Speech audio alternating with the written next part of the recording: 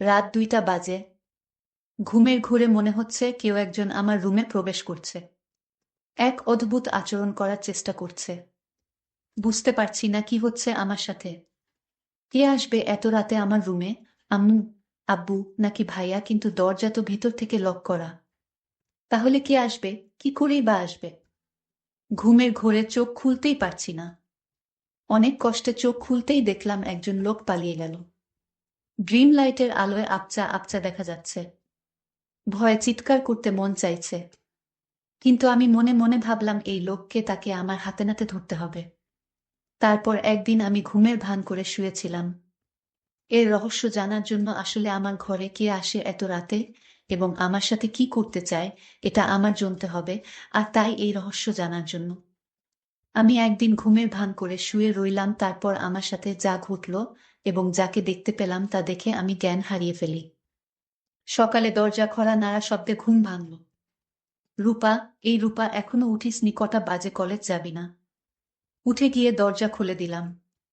আম্মু আমার দিকে চেয়ে বলল, তোর কপালে কি হয়েছে? এরকম ফুলে আছে কেন? তখনই কপালে হাত দিতেই ব্যথা অনুভব করলাম। কালকের ঘটনাগুলো মনে পড়তেই গলা শুকিয়ে গেল। বুঝতে পারলাম না স্বপ্ন নাকি সত্যি ছিল। কিন্তু এতটা ভুল হবে? কে লোকটা ছিল? এরপর কি হলো কিছুই তো মনে নেই। না না, আর কিছুই ভাবতেই পারছি না। আম্মু আমার উত্তর না পেয়ে, কি রে, কি হয়েছে? কই কিছু না তো। কিছুই হয়নি, তুমি যাও, আমি ফ্রেশ হয়ে নিচে যাচ্ছি। আম্মুকে কিছু না বলেই রুমে চলে আসলাম। এসে ভাবতে লাগলাম কে আমার রুমে আসলো, কি করেই বা রুমে ঢুকল। হয়তো তাই, কারণ আমি কখনো জানালার দরজা লাগিয়ে ঘুমাই না। নিজেই নিজেকে প্রশ্ন করতে লাগলাম। মনের ভিতর হাজারো প্রশ্ন, কোনো কিছুই মাথায় ঢুকছে না। ভাবতে ভাবতে ফ্রেশ হয়ে এলাম। দেয়ালে দিয়ে মুখ মুছে আয়নায় দিকে তাকাতেই দেখলাম মুখটা অনেকটাই ফুলে গেছে। হঠাৎ ড্রেসিং টেবিলের সামনের একটা কাগজ চোখে পড়ল। কাগজটা নিয়ে পড়তে লাগলাম। এটা ছিল তোমার শাস্তি, আমাকে কষ্ট দেওয়ার শাস্তি, আমার থেকে দূরে থাকার শাস্তি। এই 3টা মাস আমি ঘুমোতে পারিনি। তুমি আমাকে ঘুমোতে দাওনি। আমাকে কষ্ট দিয়ে তুমি শান্তিতে ঘুমোচ্ছ। চিঠিটা পড়ে মুখ হা হয়ে গেছে। সবকিছু যেন ঘুলিয়ে যাচ্ছে। কি হচ্ছে আমার সাথে কিছুই বুঝতে পারছি না। কে এই লোক? কি চায় আমার কাছে? সবকিছু মাথার উপর দিয়ে যাচ্ছে। রাগে মাথাটা পেটে যাচ্ছে। উনার ঘুমে কি মই দিয়ে এসছি নাকি? কত বড় সাহস! ওকে তো আমি সামনে ফেলে মেরে ফেলব। কিন্তু বুঝতে পারছি না লোকটা কে। আমার তো তেমন কারো সাথে দেখা হয়নি। ভাবতে ভাবতে আম্মু আবার ডাকছে নাস্তা করার জন্য। নিচে ডাইনিংয়ে গিয়ে দেখলাম আব্বু মা নাস্তা করছে আর আম্মু খাবার সার্ভ করছে। আমার পরিচয়টা দিয়ে দেই, আমার নাম রূপা। আমি কলেজে পড়ি। আমি খুবই শান্ত একটা মেয়ে বললে ভুল হবে, একটু একটু দুষ্টুমি করি। আমাদের সিঙ্গেল পরিবার, বাবা মা, ভাইয়া আর আমি। আমাদের ব্যবসা আছে, ওইটা আব্বু দেখাশোনা করে। আর ভাইয়া সিলেট জেলায় আনসারে চাকরি করে।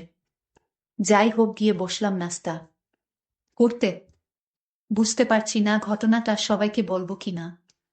বললে অয়তা টেনশন করবে, থাক বলি না, হয়তো কেউ মজা করছে। কিন্তু কালকের ঘটনা তো মজা হতে পারে না।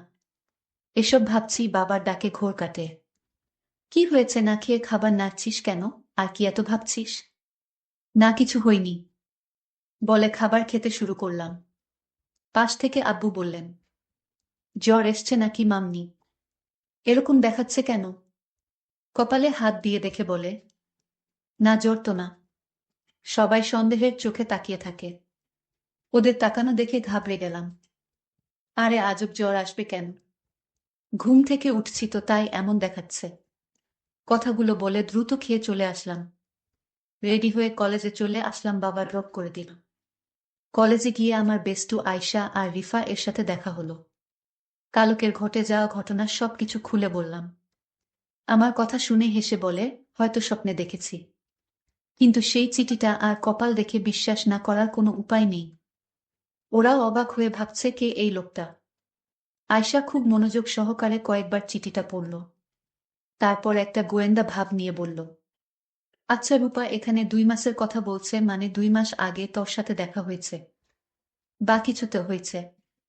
তুই মনে করে দেখতো 2 মাস আগের কথা বিশেষ কারোর সাথে দেখা হয়েছে কিনা। আয়শার কথাগুলো শেষ না হতেই ঘন্টা বাজল। ক্লাসের সময় হয়ে গেছে। তারপর আর কথা না বাড়িয়ে ওর ক্লাসে চলে এলাম। ক্লাস শেষ করে আসতেই রিফা বলল, আরে বইন, এত চাপ নিস না তো, চল ফুচকা খেয়ে আসি। ফুচকা খাচ্ছিলাম তখন কয়েকজনের কথা শুনে তো অবাক। কারণ কাল যে ছেলেটা আমাদের রেগিং করছিল, সে নাকি হসপিটালে কে যেন মেরে হাঁপা ভেঙে দিছে। আসলে ছেলেটা আমাদের সিনিয়র ছিল। শুনে মনে মনে খুব খুশি হলাম।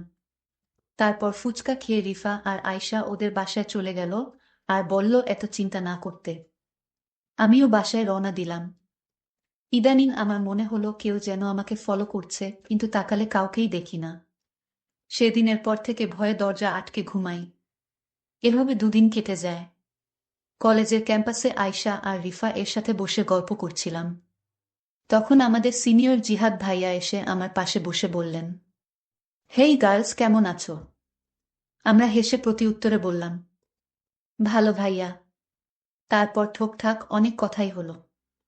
আমরা অনেক সময় বসে গল্প করলাম। ভাইয়া অনেক মজার এবং খুবই ভালো একজন মানুষ। দেখতে খুবই সুন্দর। কলেজের অনেক মেয়ে লাইন দিয়ে পড়ে আছে ভাইয়ার পিছে, কিন্তু ভাইয়া কাউকে পাত্তা দেন না। উনি ভাইয়ার ফ্রেন্ডের ভাই। ভাইয়াই বলছিল দেখে শুনে রাখতে। কিন্তু আমি তেমন কথা বলি না। রনি ভাইয়ার কথা ওনাকে বলিনি বললেই একটা ঝামেলা হবে। আমি ঝামেলা পছন্দ করি না। তারপর উনার সাথে কথা বলতে বলতে আমি উঠে বললাম, তোমরা কথা বলো, আমি একটু আসছি। বলে চলে আসলাম। রুটি খেয়ে চলে আসতে যাব তখন কেউ একজন এসে আমায় বলল। লোকটার খুব রেগে বলল, তোমার সাহস কি করে হয় তুমি ওই ছেলের সাথে হেসে হেসে কথা বলো? আমি কিছুই বুঝতে পারলাম না। বললাম, আমি যার সাথে ইচ্ছা তার সাথে কথা বলবো, আপনার কি সমস্যা? আপনি কে বলার? সাহস তো কম না শুনুন। লোকটার মুখে মাস্ক পরা, খুবই চেনা চেনা লাগছে। কিন্তু লোকটাকে চেনার কোনো উপায় নেই। লোকটি বলতে লাগলো, কেন ভয় পাচ্ছে কেন? অনেক কষ্টে তোমায় খুঁজে পেয়েছি, আর হারাতে দিব না। উনার কথা শুনে ভয় করছে, আবার রাগ ও লাগছে। আপনি এখানেও চলে আসছেন আমাকে মারতে। তার মানে সেদিন রাতে আপনি আমার রুমে এসেছিলেন আমাকে মারতে। তো না মেরে আমার সাথে দুর্ব্যবহার করার সাহস হয় কি করে হলো? বজ্জাত ছেলে। মেয়েদের দেখলেই কথা বলতে করতে মন চায়। আর করবেন নাই বা কেন? মানুষকে মেরে ফেলাই তো আপনার কাজ, এটা আর কি এমন বিষয়? তো মেরে ফেলেন আমাকে এখনই। শাহিন, এভাবে পিছু করার তো কোনো মানেই হয় না। চোখ বন্ধ করে কথাগুলো একদমে বলে ফেললাম। চোখ খুলতেই উনার চোখের দিকে তাকিয়ে আতঙ্কে উঠলাম। রাতে আমার রুমে এই লোক যায়, কিন্তু তাকে ঠিক চিনা যাচ্ছে না। কিন্তু এই লোকটিকে চেনার জন্য আমি প্রতিদিন রাতে ঘুমের ভান করে শুয়ে থাকি, কিন্তু ইদানিং আসে না। আপনাদের 2 মাস আগের কিছু কথা শেয়ার করে নেই, তা না হলে আপনার কিছুই বুঝবেন না। 2 মাস আগে কলেজ ট্যুরে 2 দিনের জন্য সিলেট গিয়েছিলাম। ওইখানে গিয়ে প্রথম দিন ভালোই কাটে, কিন্তু বিপত্তি ঘটল। দ্বিতীয় দিন সবাই পাহাড় ঘুরে ঘুরে দেখছে। আমি, আয়শা, রিফা আমরা গল্প করছি আর ঘুরছি। তখন আয়শা আর রিফা ছবি তুলতে ব্যস্ত। পাহাড়ে ঘুরতে ঘুরতে এক পর্যায়ে ওদের থেকে অনেক দূরে চলে আসি।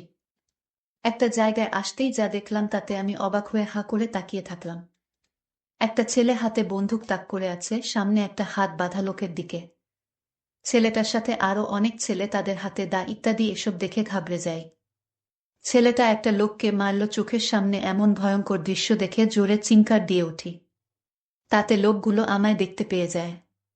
কিছু না ভেবেই ভয়ে দৌড় শুরু করি। ওই ছেলেটি বাকি ছেলেগুলোকে বলা কথা কানে বাজল, লাশটা পুঁতে ফেল, মেয়েটাকে আমি দেখছি। বলে বন্দুকটা কোমরে গুজে আমার পিছনে ছুটতে লাগলো আর বলল, এই মেয়ে দাঁড়াও বলছি, দাঁড়াও। কিন্তু এই লোকটাই আমার ঘরে রাতে ঢুকতো, আপনাদের বলে রাখি। কিন্তু এই লোকটাকে, এটা আমি এখনো জানতে পারিনি। কিছুটা আন্দাজ করতে পারলাম তার ছায়াটা দেখে। আমার মনে হলো এই লোকটাই আমার রুমে আসতো, কারণ তার ছায়া আমার দৃষ্টিতে বেঁধে গেছে। আমি আয়শাকে বললাম, এই যে লোকটিয়া দেখতে পাচ্ছিস, এই লোকটার মতোই আমি যাকে আমার রুমে দেখতে পেয়েছিলাম। তুই এটা বুঝলি কি করে? ওর ছায়াটা আমি দেখতে পাই হালকা আলোতে। এই লোকটাই হবে। বলে রাখা ভালো, আমার বড় ভাই ব্যাটালিয়নে চাকরি করে সিলেট জেলায়। আমার আর যে লোকটা অন্য একটা লোককে মেরেছিল সে আর কেউ না, সে হচ্ছে আমার বড় ভাই। কিন্তু সে আমাকে দেখতে পায় না ভালো করে, আমাকে চিনতেও পারল না। আমি ঠিকই তখন চিনে ফেলি। আমি মনে মনে ভাবলাম আমার বড় ভাইয়া এমন পাষাণ হয়ে গেছে যে কিনা মানুষ হত্যা করে। আমি এই কথা ভাবতেই আমার খুব খারাপ লাগলো এবং ভাইয়ার প্রতি ঘৃণার জন্ম নিল। এসব চাকরি যারা করে তারা নাকি পাষাণ হয়ে যায়, আমার ভাবতেই অবাক লাগছে। যাই হোক, আমরা একদিন ট্যুরে ঘোরাফেরা করে বাড়িতে চলে আসলাম। আমি কিছুতেই ভাইয়ার মানুষ মারার দৃশ্যটা ভুলতে পারছি না।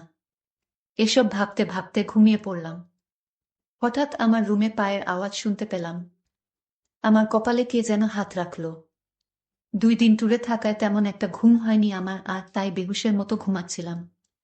তাই কিছু বলতে পারিনি। হঠাৎ যখন অনুভব করলাম আমার রুমে কেউ এসেছে, তখন চোখ খুলে দেখি কেউ নেই, কিন্তু পায়ের চিহ্ন রয়ে গেছে ঘরে। পায়ের চিহ্নটা আমার খুব পরিচিত মনে হলো। আমার মনে হলো সে আমার পরিবারের যে কেউ হতে পারে, কিন্তু কে সে এটা এখন পর্যন্ত জানতে পারলাম না।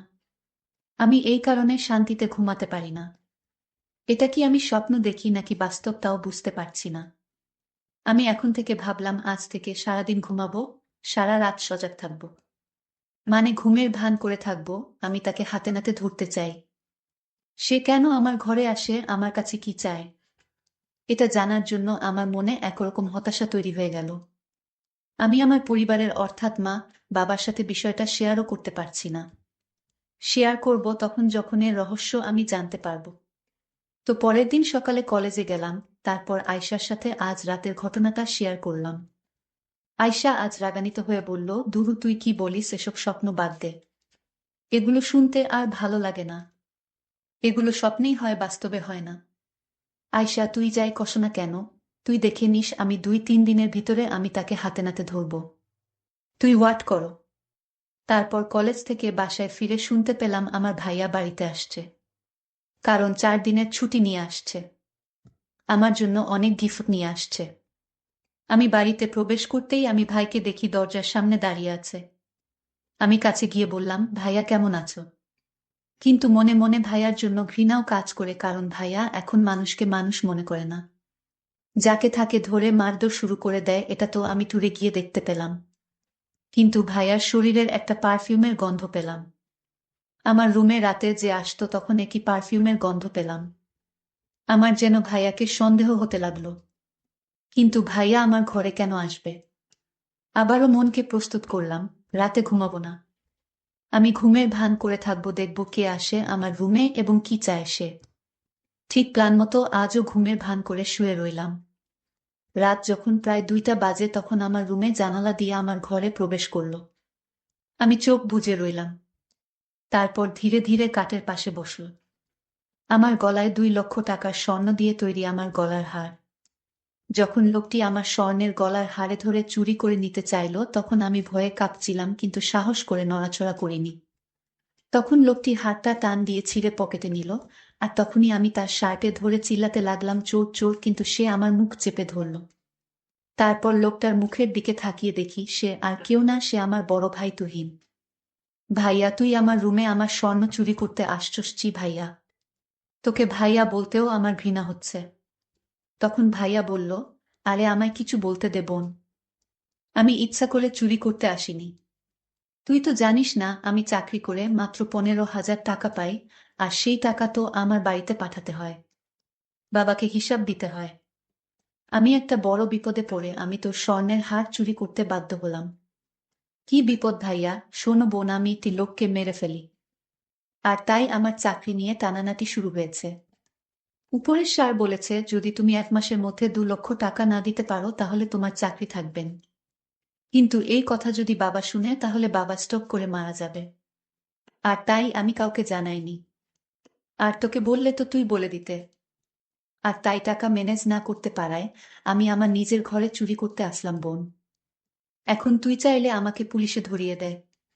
ভাইয়ার কথা শুনে আমি অবাক। তুমি আমার কাছে যদি চাইতে তাহলেই তো আমি তোমাকে আমার স্বর্ণ বিক্রি করে টাকা দিতাম, চুরি করার কি দরকার ছিল? আরে পাগলি, আমি যদি তোকে বলতাম মানলাম, তুই আমাকে বিক্রি করে টাকা দিতে আমি মানলাম। কিন্তু বাবা মা যখন লক্ষ্য করতো তোর গলায় কোনো হার নেই, তখন কি বলতি?